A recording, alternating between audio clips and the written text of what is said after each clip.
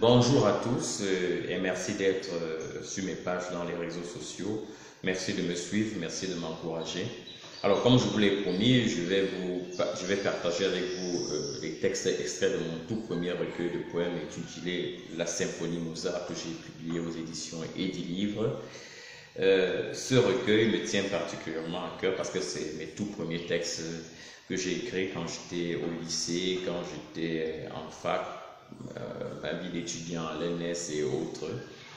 Ce recueil aussi me tient particulièrement à cœur, comme je venais encore de le dire, parce que à travers ce recueil, il y a un texte qui a été primé, qui a reçu le prix Léopold Sédar Senghor, je crois le 3e prix, à un concours de poésie organisé en Italie. Voilà. Bon, sans plus tarder, je vais partager quelques textes avec vous, histoire de passer de bons moments en poésie. Voilà. Le bac. J'ai 18 ans. J'ai 19 ans. J'ai 20 ans, j'ai 25 ans. Et j'attends le bac. Le fameux baccalauréat dans un médiocre lycée. Mais j'espère qu'il viendra à bon port. Je suis anxieux, je suis perplexe à cause de ce que j'ai écrit, à cause de ce que j'ai fait. J'ai 18 ans, j'ai 19 ans, j'ai 25 ans et j'attends le bac, le fameux baccalauréat dans un lycée médiocre. Oh oui, je l'attends à bon port pour qu'il me délivre de cette galère, pour que demain il m'aide à remplir la gamelle, car mes espérances sont toujours tristes. Oh oui, je l'attends et j'ai la certitude que demain, que Dieu me le donnera un beau jour.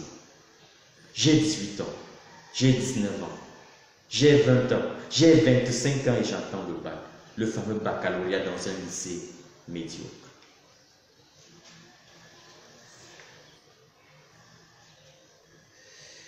Les chaussures de Dieu.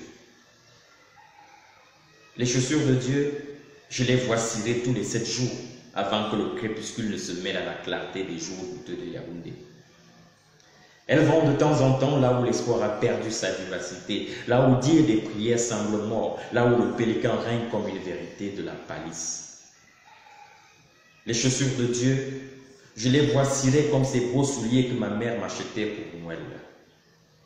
Elles sont à l'abri du soleil sous un parapluie crépitant de dégoût et de mépris. Moi je les aime jusqu'aux Holy Bible qui arment leur bouche de mensonges. Les chaussures de Dieu, je les vois cirer toutes luisantes de certitude et de bravoure. Lorsqu'elles entrent avec les psaumes sous la langue, dans les soupes de la débauche, les chaussures de Dieu, je les vois cirer jusqu'à la salle du royaume des témoins de Jéhovah. Chaque soir, chaque dimanche, à travers mes évasions.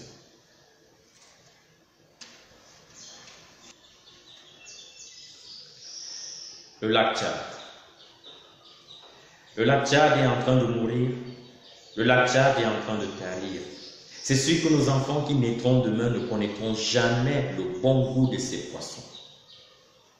Le lac Tchad est en train de mourir, le lac Tchad est en train de tarir. Les prochains jours, c'est sûr que nous n'aurons plus des pêcheurs sur le Logone. Le soleil durcit la terre. Depuis des lustres, le Cameroun et les pays frères de la région lancent des appels, des SOS perdus dans la brume des mensonges. Pourtant les Ricains sont là, pourtant les Français sont là. Ce n'est pas une blague, le lac Tchad est en train de crever, le lac Tchad est en train de tarir. Monsieur le G8, ce n'est pas pour mendier du riz et des armes, c'est juste pour sauver un patrimoine. Un petit plan Marshall ferait du bien au lac Tchad. Un peu de dollars et des euros ferait du bien au lac Tchad. Vous nous devez bien ça pour nos ruines néocolonialistes. Le lac Tchad est en train de mourir, le lac Tchad est en train de tarir. C'est sûr que nos enfants qui naîtront demain ne connaîtront jamais le goût de ces bons poissons.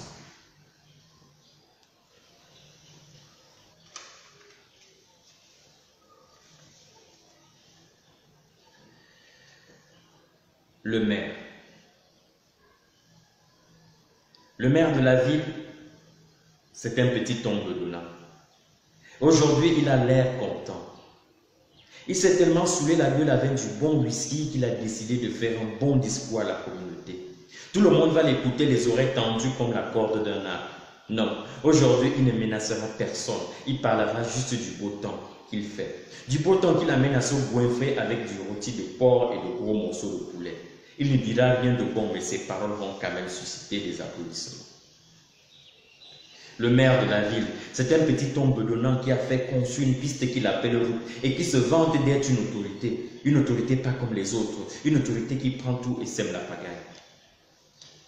Il n'a pas peur de se regarder dans le miroir car la souffrance des uns le fait rigoler. Il sait très bien qu'il devra partir, mais pour l'instant il s'en fiche parce qu'il sait qu'il a encore une chance de tromper la communauté s'il distribue quelques vins rares et quelques liasses de francs CFA. Personne ne peut lui faire la leçon car comme on le dit, il est bon. Le maire de la ville, c'est un petit homme bedonnant qui rêve de marier toutes ses maîtresses et d'attribuer une paternité sommaire à tous ses bâtards. Il se sent coupable devant Dieu et les hommes. Mais qu'est-ce que ça peut bien lui faire dans ce monde où tout n'est pas parfait? Quelquefois, il se ronge les doigts quand il s'aperçoit qu'il devra rendre compte à quelqu'un ou à quelque chose. Mais pour l'instant, il doit faire des discours mensonges à la communauté, en attendant une nomination, un autre exil vers une petite ville innocente qu'il devra encore piller.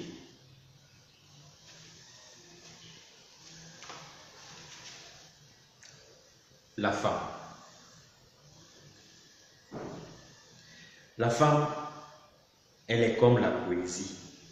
La poésie qui s'écrit sur la vie.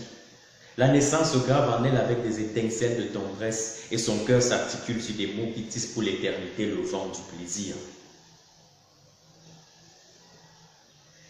La femme, elle est comme une tempête déchaînée, ensorceleuse de nos cœurs, ensorceleuse de nos passions, ensorceleuse de nos pulsions secrètes. Elle nous évade avec elle à travers la satisfaction, le délire et le délice. La femme, elle est comme une vague, comme un bateau chargé de rêves, comme une cargaison qui navigue vers d'autres planètes. Refuge solitaire où chaque battement de cœur rappelle à l'homme qu'il faut l'aimer de tout son cœur, de toute son âme. La femme, elle est comme une étoile dont la lueur vacillante éclaire nos êtres errants à proximité des évasions. Sur ses doigts de chaleur qui caressent nos haines, elle a tatoué le bonheur pour aimer l'homme et sa graine de routine. La femme, elle est comme un soleil ardent qui brille à travers la vie dont la canicule brûlante nous inflige toutes les souffrances de la routine, afin que l'homme puisse protéger pour toujours son unique trésor, son cœur.